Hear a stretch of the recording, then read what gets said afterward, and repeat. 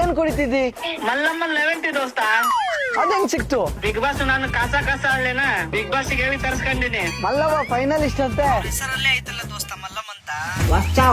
ನಮ್ ಚಂದ್ರನ ಸತೀಶ್ ಅಣ್ಣ ಅವ್ರಿಗೆ ಬಿಗ್ ಬಾಸ್ ಸಿಗರೆಟ್ ಟಾಸ್ಕ್ ಕೊಟ್ಟಿದ್ರು. ಬೇಗನೆ ಚೈ ತಗೊಂಡ್ಬಂದ್ಬಿಟ್ರು ನೋಡಿ ಅಂತ ನಕ್ಕಿದ್ರು ನಾನು. ಅಪ್ಪ ಅವರಿಗೆಲ್ಲ ಜನರೇಟರ್ ಗೊತ್ತಿಲ್ಲ. ಸ್ಟ್ರಾಟಜಿನ?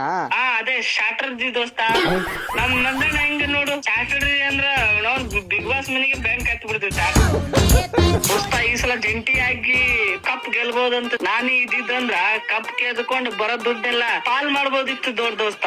ಹಾ ಈ ನನ್ ಮಗ ಗೆದ್ದೆ ಒಂದು ಟ್ರೀಟ್ ಕೊಡ್ಸಿಲ್ಲ, ಪಾಲ್ ಮಾಡ್ತಾನೆ ಪಾಲು. ಏನಾರ ಅಂದೆ ದೋಸ್ತ? ಏನಿಲ್ಲ ದೋಸ್ತ, ಪಾಲ್ ಮಾಡಿ ಹಾಲ್ ಕುಡಿಯೋದಿತ್ತು ಅಂತ. ಒಡಿಶಾಂಗೆ ಮಜ್ಗಿ ಮೂಢ ಕಸ ಮೂಢ